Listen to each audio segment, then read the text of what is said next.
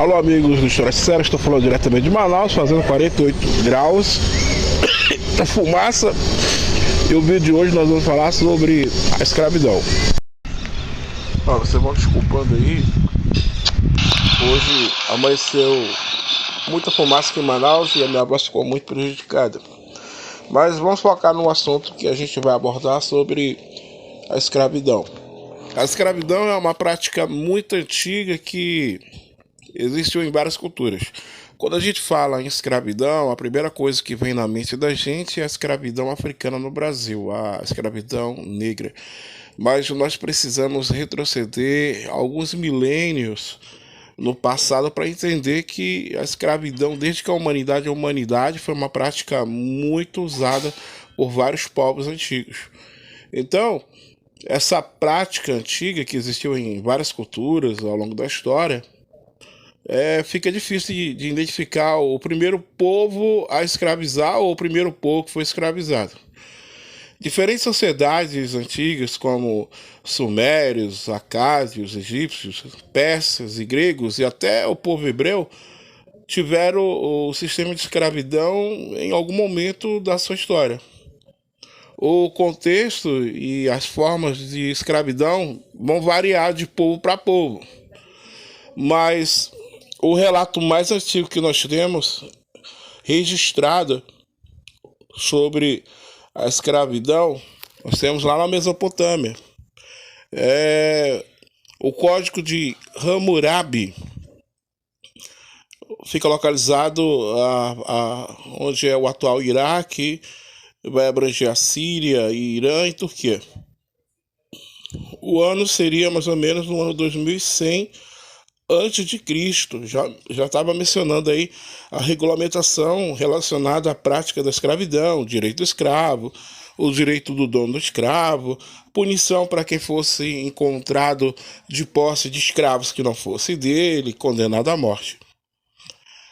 O Código Hammurabi foi estabelecido na Babilônia e vai detalhar ali várias regras e punições para quem ousasse desobedecer às regras impostas pelos cidadãos daquela cidade.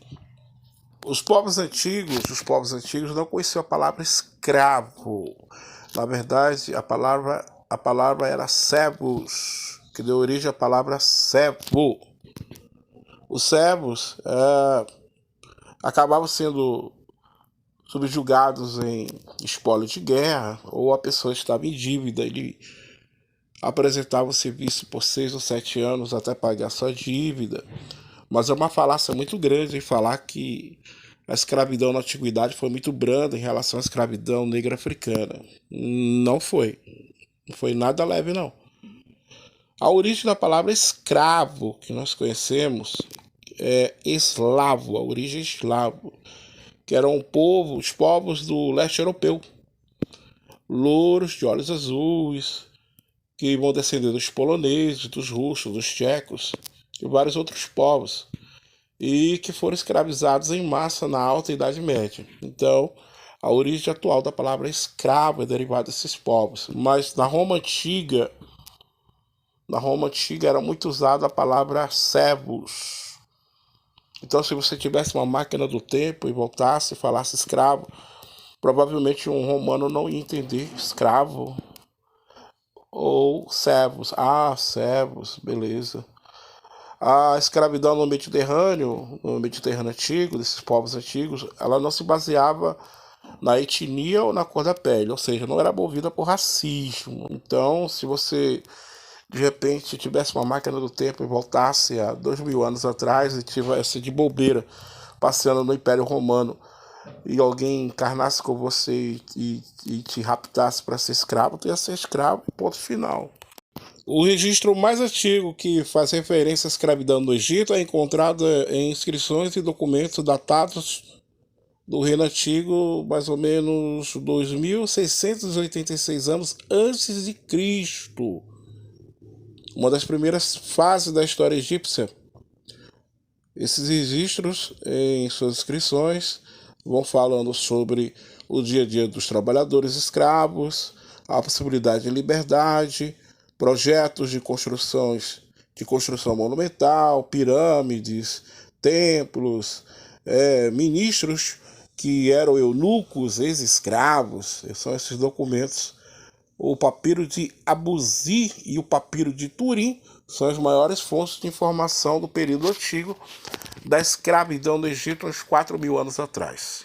Aí não esqueça, hein, para você entender a escravidão humana, você precisa se desarmar dos seus padrões morais atuais, senão você não vai entender, não. Você não pode aplicar os padrões morais de hoje para 3.000, 2.000, 4.000 anos atrás. A gente não pode fazer isso. É outro recorte temporal.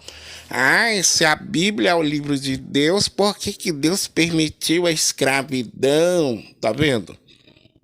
A sua ignorância, a sua falta de entendimento.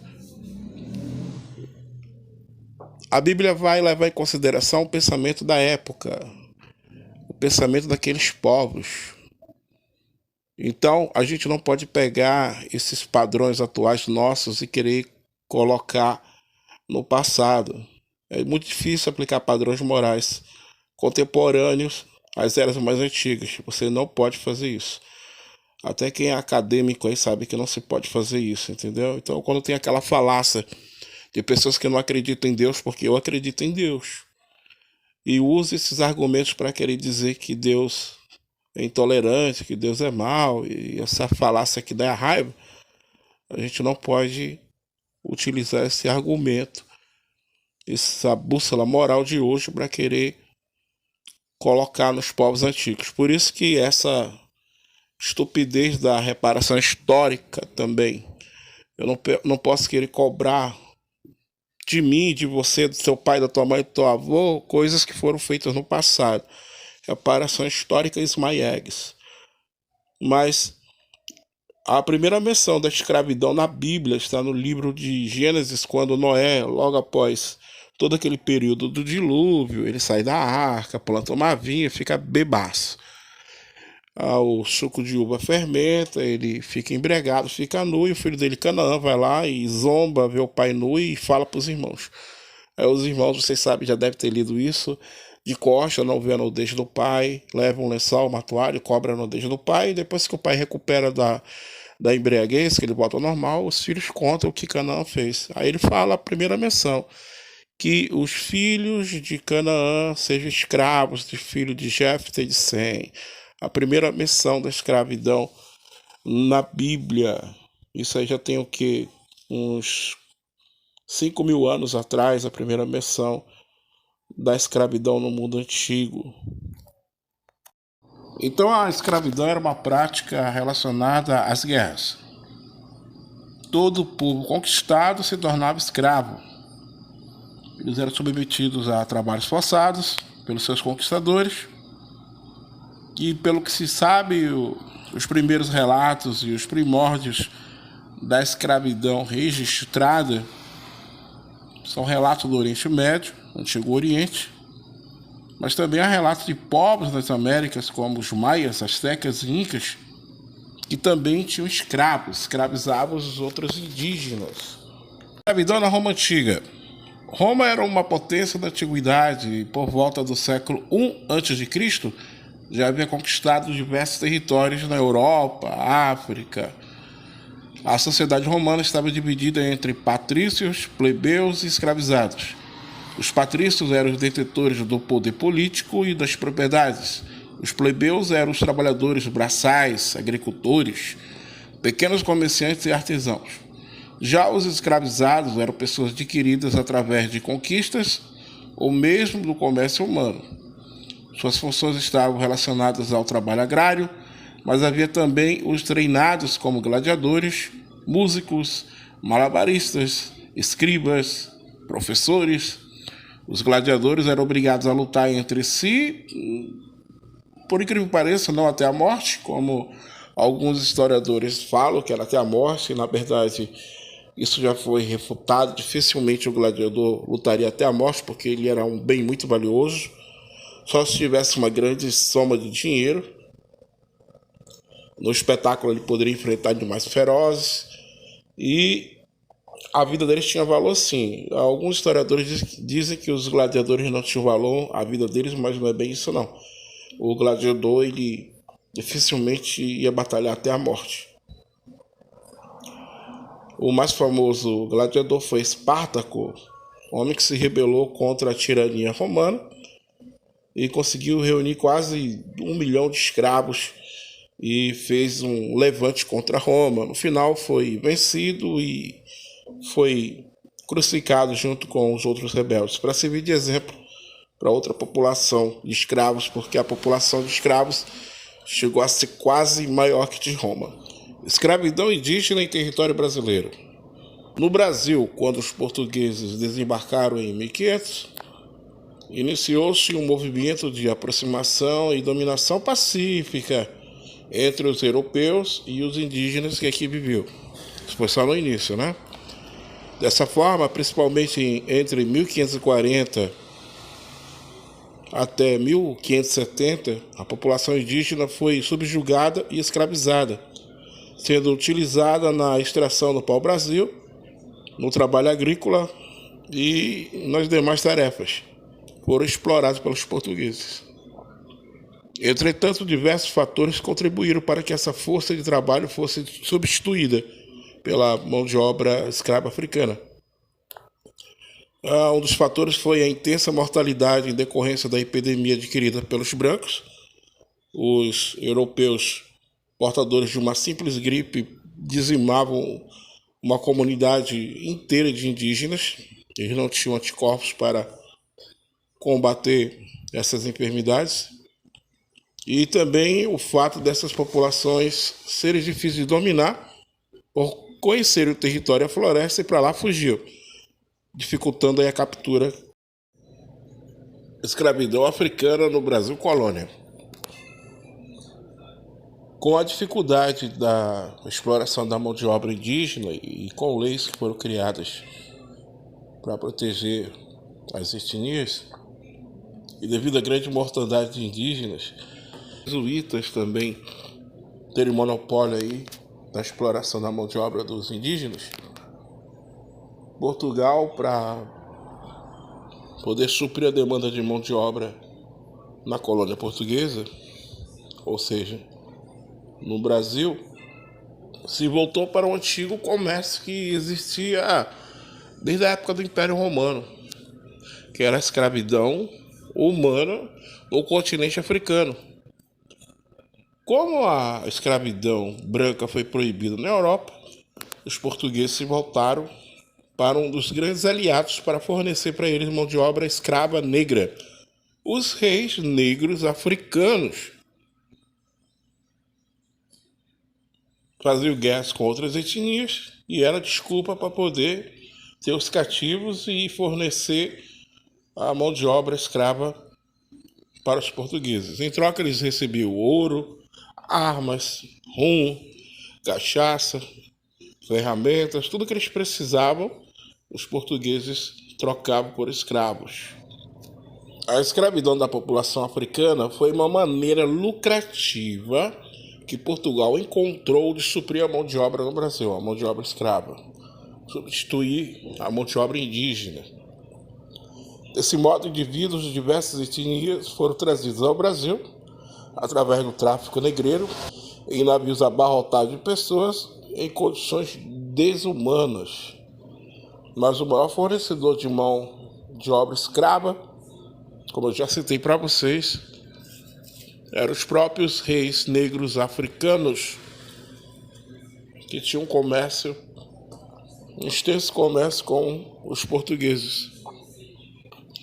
Então todo mundo teve culpa nessa história. O branco, o negro, todos tiveram culpa. Mas também tem que entender, como eu já falei no início desse vídeo, o recorte temporal, o período. A gente não pode usar a nossa bússola moral, porque há registros de escravos que ficaram 15 anos no Brasil como escravos, conseguiram a alforria, voltaram para o seu país de origem, para a África, e chegando lá na África, o que eles foram fazer? Se tornar fornecedores de mão de obra escrava, escravizar outros povos. Mas aí você fala, mas que loucura é essa? Não é loucura, é o pensamento da época. Por isso que Zumbi dos Palmares desafiou seu tio, Ganga Zumba, o matou e se tornou o líder de Palmares. E nas suas incursões nas fazendas, ele não ia para libertar os escravos, ele ia para conseguir mão de obra escrava. Era o pensamento da época. Não havia essa de Wakanda Forever, irmãos. Não existia isso não. Se você fosse um escravo e fugisse e chegasse por livre e espontânea vontade em Palmares, você era aceito. E Palmares também recebia pessoas que fugiam do governo, pessoas brancas, mestiças, todo tipo de gente. Para mim, o melhor símbolo que poderia ser utilizado para a libertação, como modelo da consciência negra, Luiz da Gama. Luiz da Gama era filho de um comerciante português. A sua mãe era uma escrava liberta. Ela foi deportada para a África porque ela fez um levante contra Dom Pedro II. E o pai dele acabou vendendo ele para sanar uma dívida de jogo. Coisa que ele não podia fazer porque Luiz da Gama era livre, filho de mãe livre.